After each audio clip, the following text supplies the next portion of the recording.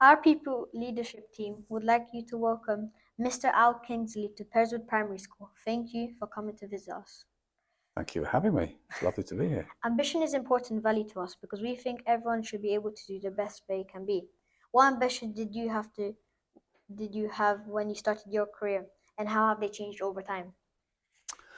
That's a really good question, because ambition is something that I'm really passionate about, because I think sometimes people don't set their ambitions too high, or they think that things aren't accessible. So when I was young and my first career, the truth is my ambition was probably set a little bit by what I thought my parents wanted me to do as a career. And very quickly I learned that ambition was about actually being excited to get up in the morning and doing something that I really cared about. And then, because I've spent a long time working in technology, which is something that you will all know changes every day. There's new technology, new ideas. There's something quite exciting about never having all the answers, because as quick as you learn things, there's more things to discover. And so my ambition was always about just challenging myself each day to learn something different. So I suppose that's a bit of a way of me saying the most important bit of my ambition was making sure that I ultimately did what I wanted to do, not what others wanted me to do. And that was my kind of place to be happy. Thank you. How did you encourage ambition within your team to drive success? Oh, well, ambition in a team is really important. I think there's two things. Is the first thing that's most important with any team is letting people understand that you value them. Because who wants to be in a group with other people if you don't feel that people value your skills, what you add to the team, your support? And then the second is opportunity. So opportunity is, if you want to, there's a chance to go and take courses, go visit places, discover new ways that people operate, work more effectively. But at the same time, you don't have to. There's no measure that says everybody's got to get to here. It's about getting, or you feeling that you have an opportunity to do the things that you want to do. So within my team, I always think the most important things is that people feel valued, and at the same time, we give people a chance to make choices, decisions for themselves. We sometimes call it autonomy, but in essence, it's you feeling that you can try things. A bit like we're trying today. It might work, it might not work. But if it does work, great, we've learned something. And if it doesn't work, well, it doesn't matter. We'll just hit delete. We strive to show kindness in all of our areas in our community. What ways does your company provide kindness? I love a question about kindness. It's a really difficult one, because I think the most important thing about kindness is asking, how are you? Mm-hmm. Is actually taking time to ask how people are. I think that's the thing that I love most within my company, within the schools that I work with, in all institutions, is kindness starts by just stopping and listening. It's very easy to guess that people are okay, but you don't know till you ask. In terms of as a business, I think kindness goes for how do you reach out to the community. There's the obvious things that we do as a business. We do all sorts of things where we collect presents for children at Christmas, and we do lots of charity work. We've supported things like the Foundation for Education and Development for their research, looking for a different education system for the future. But the most important thing, I think, is about giving people opportunities. It's about all the people that we know that reach out, that perhaps sometimes just bump into me and say, hey, Al, I'm looking for the next step in my career, or I'm looking for an opportunity. It's just taking the time to say, you know what, I'll give you 10 minutes, tell me about it, and then I'll see if I can connect you with somebody who might help. So kindness for me is about giving time. It's free. It's just you have to be willing to do it. Can you show me or us an example of how you provide kindness in your company? Well, I suppose that kindness in that regard would be things like we do. We started last year. I have a team dedicated to it for a free magazine, so not a very good business model, but the Rise magazine. So an opportunity for educators around the world to share, teachers and teaching assistants, share short articles with us about best practice. Maybe it's about how you can use chess to learn strategic thinking, or maybe it's about how you can use gamification. You can use games to develop learning. Esports is a great one that everyone's really interested in. The role of AI, and the robots are coming. But by doing that, it provides not only something that's for other people, but it gives us a chance to give a platform for up and coming people who are in education, that they want to get visibility, get connected with peers. I think actually social media is a really good example. I have lots of people across lots of different social media channels that connect on a personal level and as a business level. And I think you probably all know when you see something that you agree or disagree with, you have a choice. You have a choice to be nice, you have a choice to say nothing, or you have a choice to be mean. And I think the most important thing I've known is that it's always a chance, particularly if someone's struggling, to just give them support, give them an opportunity. But that's a personal choice, isn't it? To be nice. I can't make anybody in my company be nice. I hope that our values are that if we treat people the right way, they'll treat others the right way. Yeah. Great. When we talk about creativity, we go thinking outside the box. How does your company encourage and support problem solving and innovation? Oh, well, we're a technology company at heart, so problem solving and innovation. One thing that I am a big fan of is it's a bit of a complicated term, but digital disruption. So one of those things is, if you imagine when you can think back 30 years ago, obviously you weren't there, but I was there looking very young and handsome. But I started off with a product with one feature, and every year you add more features because a customer says, oh, could you do this? Or because a competitor does it and you think I should do it, or you have a great idea. And at some point you have so many features, the product becomes too complicated for anyone to understand to use. Imagine an app you opened on your phone and it had 500 options. You'd be like, that's no good. So digital disruption is about being bold enough to make decisions when you need to take what you've learned and start again. Repackage, represent in a different way that's relevant.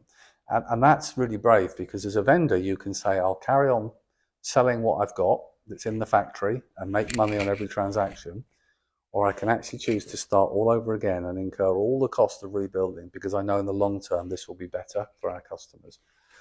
And around innovation and coming up with ideas, like many technology companies, our team have times during the week where they can focus on just their own ideas or projects, try things, come up with new things, figure out new tools.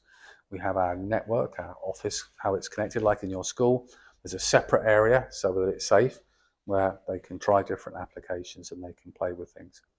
But I also think the best one, it's a bit like me coming to see you today, one of the best ways to learn and to innovate is to come and see what other people are doing and see what works well. So there's all sorts of events and trade shows where you can see what other products are. But I really like to understand who uses tools and who uses them effectively in schools. And I didn't just come here today because I took a wrong turn at the end of the road and magically found this school. Your teachers have been doing some really cool things with technology that lots of people like me are keen to come and see because it's cool. And you, as students, are doing some really cool things. So that's the best way that we can innovate, is to look at what others are doing and then find how we can develop solutions to support that further. Can you share an instant where a creative solution has helped you and your business? Oh, there are so many. I mean, I suppose we could talk about some of the AI tools now where we need content. Instead of going and buying photographs that people took years ago with their camera, we can now create the ones that we want using AI tools. I think the most important thing with creativity is providing a space for people to come up with ideas. So sometimes you can imagine people sitting around a big table having a meeting. And it's really difficult if you say, well, let's put down our ideas and decide what to do. But we try to kind of create a space where there's a lot of how do we evidence what we're doing. So we get lots of different people together. And those kind of forums are where we get lots of really good ideas. I don't think there's one. I mean, I think lots of my team would say they all have these moments where they have a really great idea for a product or a feature, and then we'll have a look and we'll add it in. I think the most important thing was recognizing with all the things we do, the most important thing is providing ways to allow people to talk together better. That's the key to innovation. At Peareswood, we show pride by looking after our school and environment. How do you and your company take pride in the services you offer? Oh, I love your questions, because pride comes from everywhere. In fact, in the school that I'm chair of, a multi-academy trust, we have progress, partnership and pride as our three key values. So there is a sense of pride, because actually everything you do, you want to feel proud of. And I think that's about what you stand for if you're in a commercial setting, in a company, what you set as your own values. So I take pride in the fact that we help lots of people, we share lots of resources, we provide opportunities for people to get involved. I'm an apprenticeship ambassador, so I support lots of people who want a different way of learning. Once they leave school, come and work with us as a business.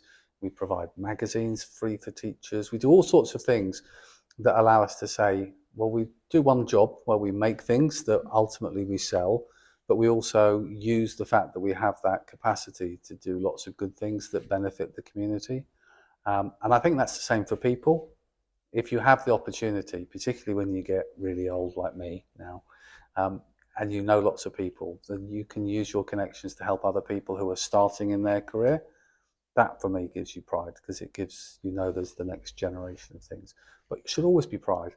I've walked around your school this morning, and it is such a fantastic school. But more importantly, all the students, such a lovely environment. Everyone was polite, everyone said hello, using lots of digital tools, really friendly, really engaged.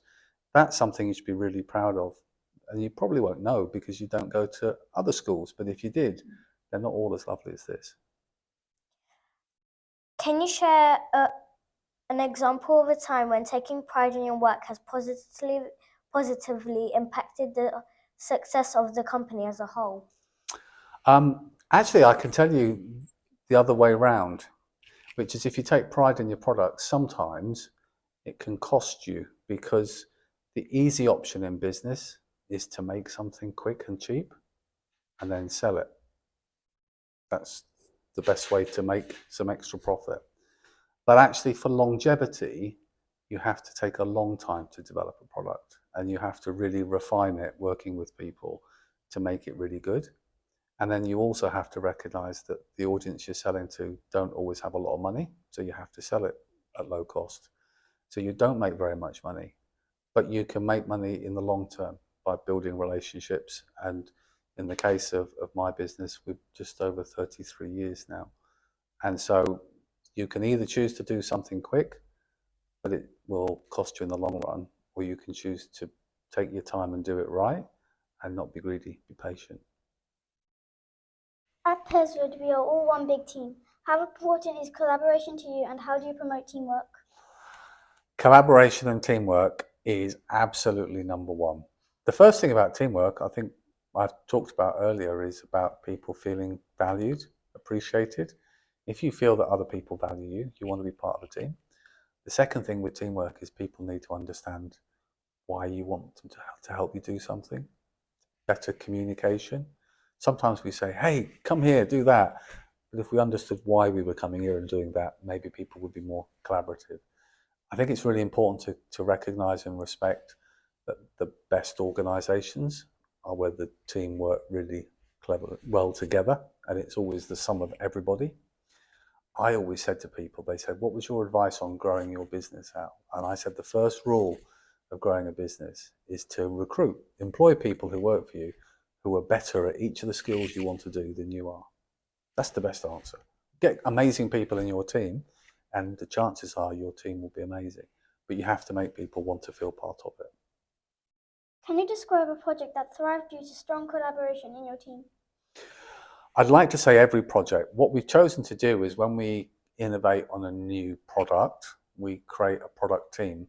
And that product team is not just a group of people who are good at computers for writing programs, but it's everybody from the people who write the help manual and the guides, to the marketing team, to the representatives from sales team, to people from technical support, to stakeholders we have at other schools that we work with or organizations. And so from the very first conversation to the very last conversation, everybody from each aspect of running that team are involved in the conversations. So we don't end up at the end saying we've got a product that no one knows about now, we're going to surprise them, and we're going to hope they're going to be good at supporting our customers or talking to our customers or writing about it in the right way. So teamwork sometimes is about making sure that no one's left out of the conversation. They're all part of it at the beginning, and then you get the value of everyone added in at the same time. Thank you for taking the time to let us interview you, and please come and visit us again. I most definitely will, and thank you.